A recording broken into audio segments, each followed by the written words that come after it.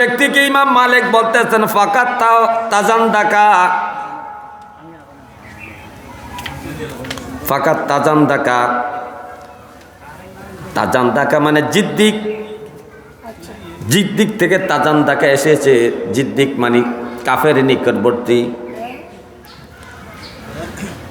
এই দুই প্রকারের ব্যক্তি, যে ব্যক্তি এলমে তরিকতবিহীন শুধু এলমে শরীয়ত নিয়ে সে চর্চা করে, শরীয়তকে পেয়ে সে নিজেকে পরিপূর্ণ মনে করে, ইমাম মালিক বলতেন সে ব্যক্তি হলো ফাসেক। আর যে ব্যক্তি এলমে শরীয়তকে অবজ্ঞা করে, শরীয়তকে আমল না করে শুধু তরিকতের আমলের দিকে ধাবিত হয়, এমন ব্যক্তিকে ইমাম মালিক বলতেছেন জিদ্দিক, তাজান দাকা, জিদ্দিক কাফের নিকটবর্তী।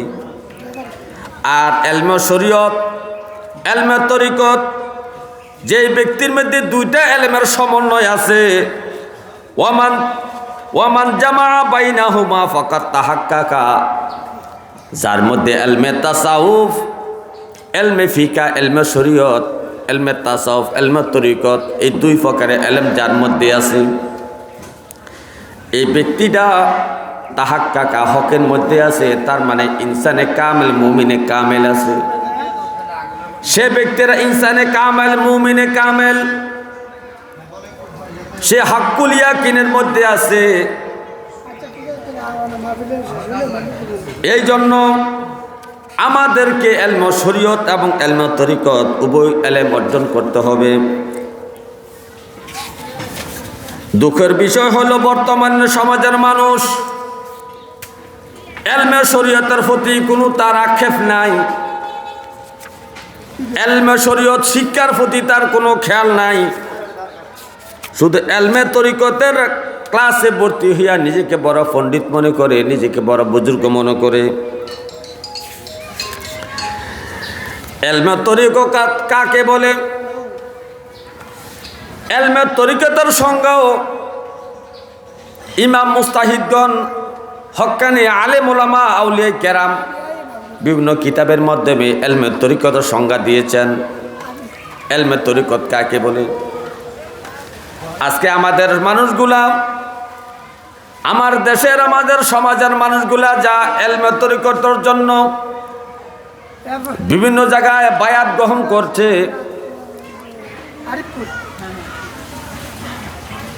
এই বায়াত গ্রহণ করে সে কতটুকু এলমে তরিকতের এলেম অর্জন করছে এই সংজ্ঞার দ্বারা বোঝা যায়।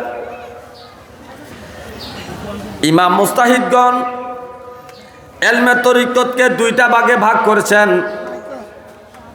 একটা হলো মুহলিকাত আর একটা হলো মুনজিয়াত।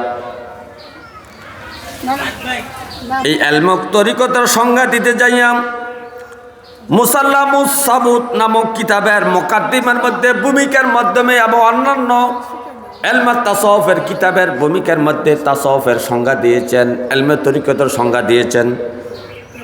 ইমাম মুস্তাহিদগণ তাদের কিতাবে এলমে তরিকতের সংজ্ঞা দিয়েছেন এইভাবে, ওয়া ইলমুত তরিকাতি ওয়া হিয়া মুবাহিসুল মুহলিকাত ওয়া মুনজিয়াত।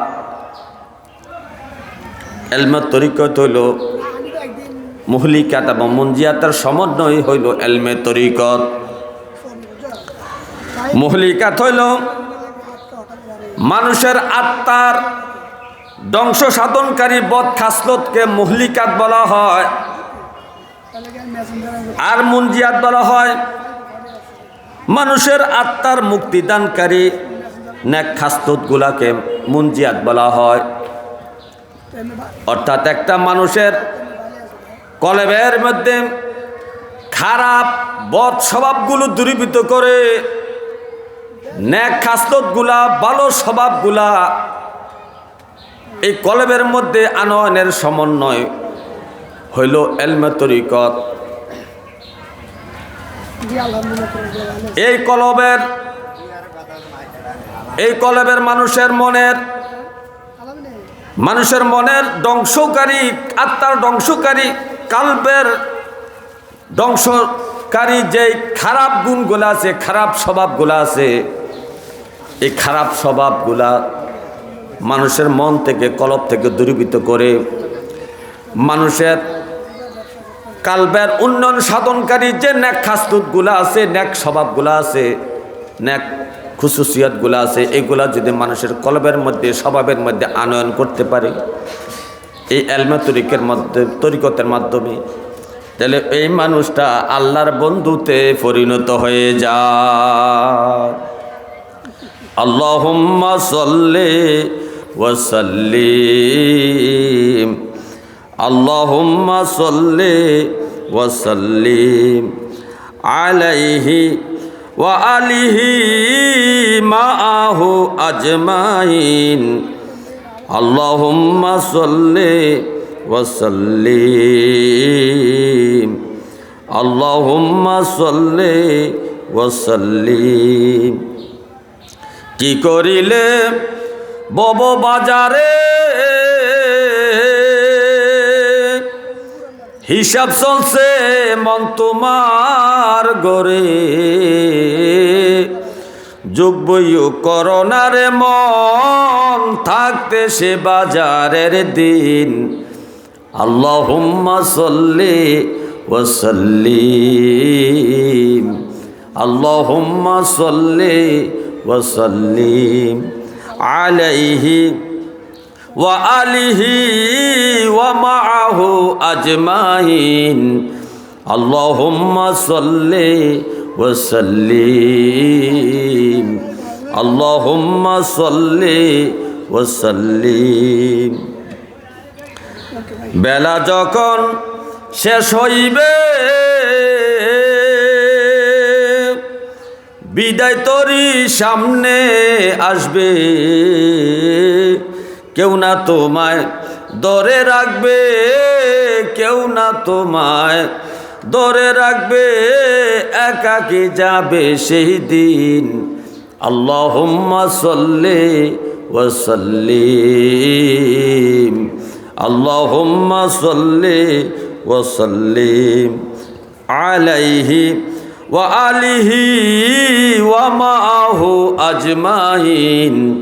আল্লাহুম্মা সাল্লি ওয়া সাল্লিম, আল্লাহুম্মা সাল্লি ওয়া সাল্লিম। হাসর যখন কায়েম হবে সোয়া হাত উপর সূর্য উঠবে, সকল নবী নাফসি বলবে, সকল নবী নাফসি বলবে, নবী উম্মতি বলবে সেই দিন।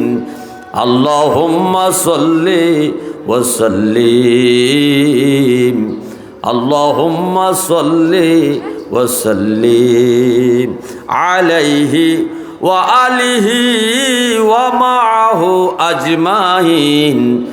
আল্লাহুম্মা সাল্লি ওয়া সাল্লিম, আল্লাহুম্মা সাল্লি ওয়া সাল্লিম।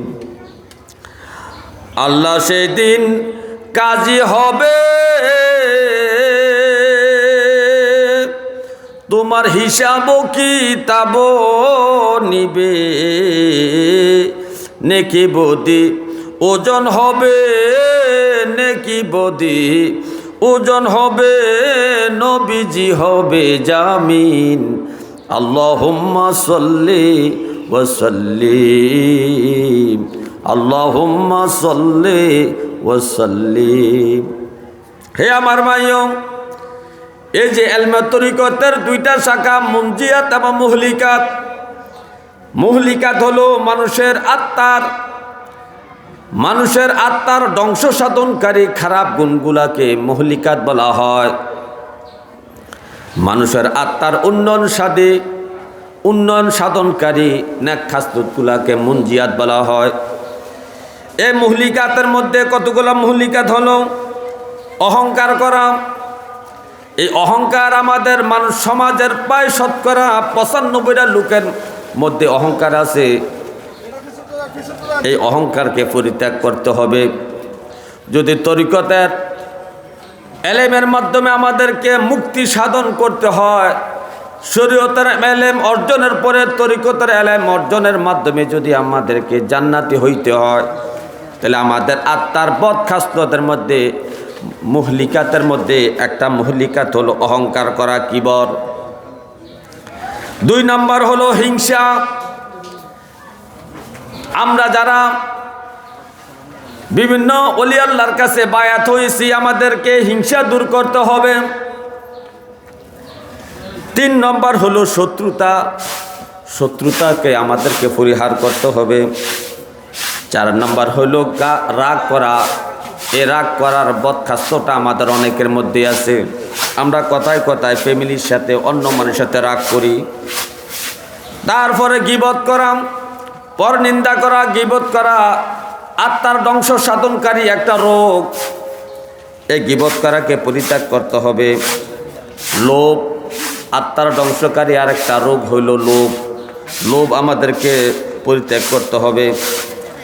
আমাদেরকে মিথ্যা বলা, মিথ্যা কথা, মিথ্যা হলো আত্মার ধ্বংস সাধনকারী একটা রোগ। এই রোগটা তরিকতের ইলম অর্জনের মাধ্যমে আমাদেরকে এই মিথ্যা বলা পরিত্যাগ করতে হবে। এভাবে করে আত্মার ধ্বংস সাধনকারী প্রায় 38 থেকে 40 প্রকারের আত্মার ধ্বংস সাধনকারী রোগ আছে। এই আত্মার ধ্বংস সাধনকারী রোগগুলাকে আমরা যদি পরিত্যাগ করে এবং আত্মার উন্নয়ন সাধনকারী যেই নেক খাসলতগুলা, মুনজিয়াতগুলা যদি আমরা আমাদের স্বভাবের মধ্যে আনয়ন করতে পারি, তাহলে আমরা সোনার মানুষে পরিণত হব, আমরা আল্লাহর ওলিতে পরিণত হতে পারব।